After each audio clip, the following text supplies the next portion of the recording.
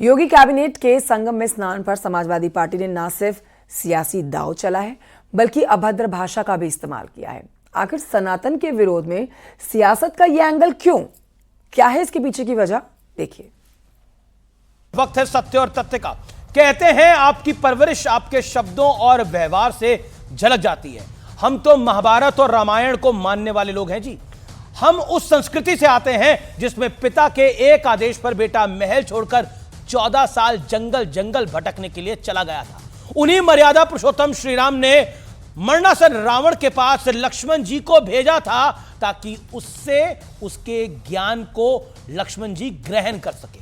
लेकिन आज की सियासत बदरंग हो गई है और इसका जीता जागता सबूत समाजवादी पार्टी के मीडिया सेल का एक्स पोस्ट से मिलता है।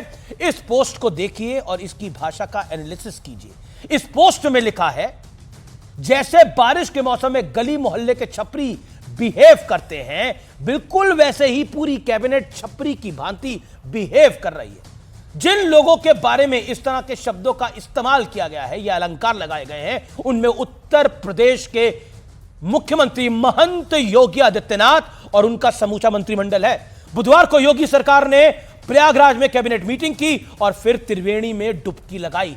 उसी दौरान पूरे मंत्रिमंडल ने एक दूसरे के साथ कुछ हल्के फुल्के पल यानी लाइट मूवमेंट्स को शेयर किया। लेकिन यह बात समाजवादी पार्टी को कितनी नागवार गुजरी होगी, सोचिए जरा। इसका पता उनके सोशल मीडिया पोस्ट की भाषा को देखकर लगता है। योगी आदित्यनाथ के साथ आपका सियासी विरोध हो सकता है, उनसे मुकाबले करने के लिए उन्हें चुनाव में हराइए, उनकी सरकार की कमियों को उजागर कीजिए, लेकिन संवैधानिक पद पर आसीन व्यक्ति के लिए ऐसे शब्दों का इस्तेमाल क्या मर्यादा का उल्लंघन नहीं है? किसी सामान्य व्यक्ति के लिए भी। योगी आदित्यनाथ तो मुख्यमंत्री के अलावा गोरक्षनाथ पीठ के पीठाधीश्वर भी हैं। उनके सियासी पद का न सही उनके आध्यात्मिक पद का तो सम्मान कर ही लेना चाहिए। वैसे भी भाषा तो अच्छी होनी चाहिए। सनातनियों ने तो नदियों को मां की तरह माना है और बेटा चाहे कितने भी बड़े पद पे बैठा हो, मां के आंचल में आके यानी मां की गोद पे आकर आनंदित हो ही जाता है। इन भावनाओं को वही समझ सकता है जिनके मन में सनातन के प्रति श्रद्धा भाव हो। आपको याद होगा, बहुजन समाज पार्टी की अध्यक्षा मायावती ने एक बार कहा था, चरगुंडन की छाती पर मोहर लगेगी हाथी पर।